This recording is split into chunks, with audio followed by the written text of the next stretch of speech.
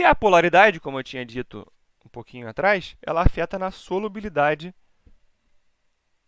das moléculas. O que é solubilidade? É a capacidade de uma molécula ser solúvel em outra, ou seja, de ser dissolvida em outra molécula. Se você pegar duas moléculas apolares, elas vão ser solúveis entre si. Enquanto que se você pegar uma molécula polar e outra apolar, elas não vão se misturar, elas não vão ser solúveis uma na outra. Né? Então, como eu tinha dito, ó, substância polar é solúvel ou se dissolve em substância polar. E substância apolar é solúvel em substância apolar. É o famoso semelhante dissolve semelhante. Né? Nós aqui temos um exemplo. Não sei se dá para ver, mas aqui, ó, nesse lugar aqui, temos um risquinho que simboliza que em cima temos água e embaixo nós temos essa molécula aqui, que é o tetracloro carbono. O tetraclorocarbono, como vocês devem imaginar, ele é uma molécula apolar, porque tem os 4 ligandes iguais, enquanto que a água é polar, então eles não vão se misturar. Então, como a água é menos densa, ela vai ficar em cima, e abaixo desse risco aqui, temos o tetraclorocarbono, que é apolar, então eles não se misturam. Aqui temos o CuSO4, que é uma molécula polar, ou seja, porque ela é um composto iônico, todos os compostos iônicos são polares. E aqui embaixo nós temos mais uma vez o tetraclorocarbono. Né? Aqui dá para ver melhor porque uma substância é azul e outra substância é incolor. A que fica em cima é menos densa, a que fica embaixo é mais densa. E aqui temos o Br2. O Br2 ele é uma substância apolar, uma substância simples, que forma uma ligação, uma geometria linear. Então, ele está representando aqui, representando não, a cor dele é essa solução meio roxa, meio marrom, né? E ele é muito mais denso que a água, que está aqui em cima, que é uma substância polar. Beleza? Então, a polaridade vai afetar diretamente na solubilidade. Então, vamos aqui a um pequeno exercício. Quem vai dissolver quem? Vamos ver aqui a polaridade das moléculas e vamos ver quais as duas vão ser solúveis entre si. A água já sabemos que é uma molécula polar, temos aqui a sua geometria, enquanto que o sulfeto de carbono, ou CS2, vamos desenhar a sua geometria. O carbono tem 4 elétrons, beleza? 1, 2, 3, 4, o enxofre tem 6, cada enxofre precisa de 2, o carbono precisa de 4. Então, vamos fazer uma ligação dupla entre o enxofre e o carbono e outra ligação dupla entre o enxofre e o carbono. Ele vai ficar desta forma. Ora, ele ficou uma molécula linear. Esse lado é igual a esse lado está puxando para cá com a mesma força que esse está puxando para cá. Então, o somatório das repulsões, das interações, vai ser zero. Então, ele é uma molécula apolar. Então, temos aqui a água polar e o sulfeto de carbono apolar. Enquanto que o NaCl é uma molécula iônica e, como eu disse, as ligações iônicas, elas sempre vão ser, as moléculas iônicas, sempre serão polares. Né? Se vocês não lembram de ligações iônicas, vejam o último vídeo que era sobre ligações químicas, ligações covalentes e ligações iônicas. Então, quem vai dissolver quem? Ora, o único apolar é esse aqui, então ele não vai entrar na brincadeira. Então, só sobraram a água e o NaCl, ou o sal de cozinha. E é verdade, o sal de cozinha ele é dissolvido na água. A água consegue solubilizar o NaCl. Então, provamos que é verdade. E, para encerrar a aula, nós temos as forças intermoleculares. Na aula passada, nós estudamos as ligações intramoleculares, ou seja, as ligações que acontecem dentro das moléculas, entre os átomos. As forças intermoleculares acontecem entre moléculas, então são umas interações bem mais fracas do que as ligações intramoleculares. E quais são elas? Vamos lá, começamos por interações de Van der Waals. As interações de Van der Waals acontecem entre moléculas apolares, né? Ou interações de polo e ligações de hidrogênio.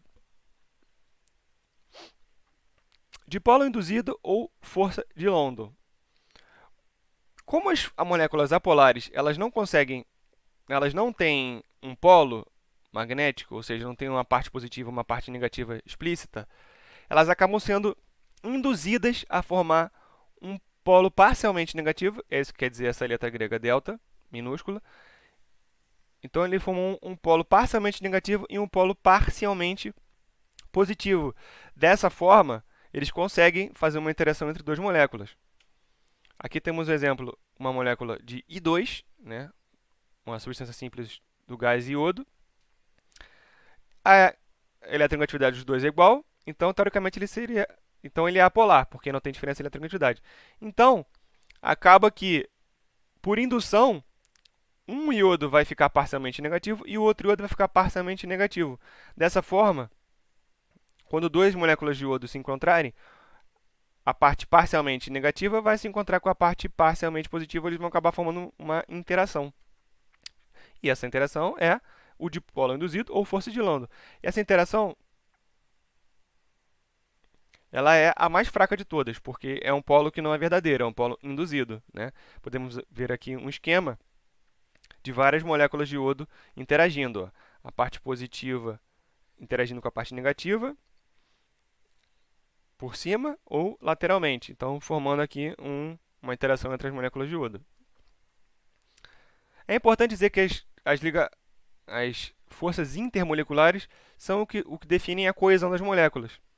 Quando elas estão bem próximas, elas estão no estado sólido, quando elas estão um pouco mais dispersas, no estado líquido, e quando elas estão muito dispersas, elas estão no estado gasoso. Então, quanto mais forte for essas ligações aqui, maior vai ser essa temperatura de fusão e ebulição. A gente vai ver um pouquinho mais para frente, mas só para deixar uma palhinha. Dipolo permanente. Né? Estabelece-se de tal forma que o átomo com caráter parcial negativo de uma molécula é atraído pelo átomo com caráter parcial positivo de outra molécula. Ocorrem substâncias polares. Nas substâncias polares, não precisa desse dipolo induzido, porque ela já tem uma parte positiva e uma parte negativa. Então, essas ligações, essas interações, são mais fortes que as ligações do dipolo induzido. Aqui vemos que o Br ele é negativo, parcialmente negativo, e o hidrogênio é parcialmente positivo. Então vamos ver aqui, ó, o hidrogênio está ligado com o boro, mas ele vai se aproximar do boro do outro HBr, enquanto que o hidrogênio vai se do boro, ó, desculpa gente, do bromo, e vão formar essa cadeia de ligações, ó, sempre uma molécula chegando próximo do oposto da outra, o bromo com o hidrogênio com o bromo, e assim formando essa cadeia. Essa ligação é o segundo tipo de ligação mais forte, porque nós temos a ligação mais forte de todas, que na verdade não é uma ligação, é uma interação, que é a ligação de hidrogênio, antigamente chamada de ponte de hidrogênio.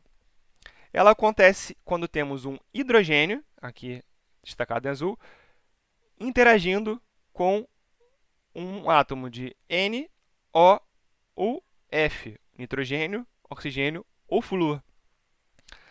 Aqui nós temos um NH3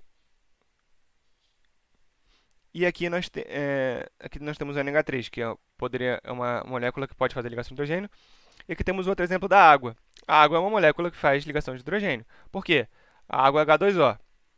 O hidrogênio aqui vai se aproximar de outro oxigênio, o oxigênio vai se aproximar de outros dois hidrogênios, e assim formando, né, essa ligação forte com hidrogênio. Essa ligação é muito forte, as moléculas que fazem ligação de hidrogênio, elas têm um ponto de ebulição e fusão muito alto devido à força dessa molécula.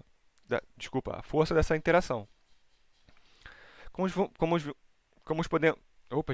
podemos ver aqui, né, quando temos uma força intermolecular com dipolo induzido, o ponto de fusão delas, ou seja, o ponto que ela deixa de ser líquido, deixa de ser sólido para ser líquido, é bem baixo, menos 187, menos 100, menos 7. E o ponto de ebulição também é alto, ou seja, quando ela deixa de ser líquida para ser gasosa. Todas elas são muito baixas, tirando aqui o iodo. Mas ainda assim é um ponto consideravelmente baixo.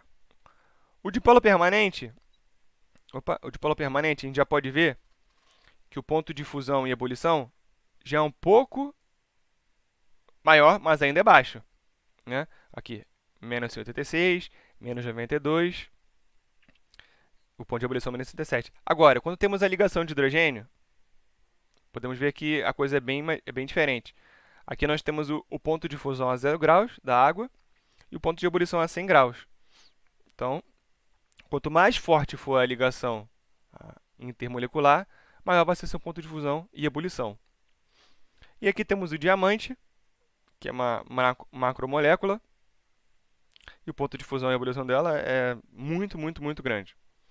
3.500 graus Celsius e 4.800.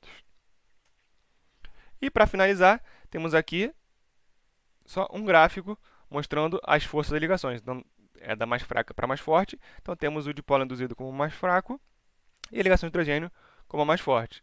Quanto mais forte a ligação, maior o ponto de ebulição e maior o ponto de fusão.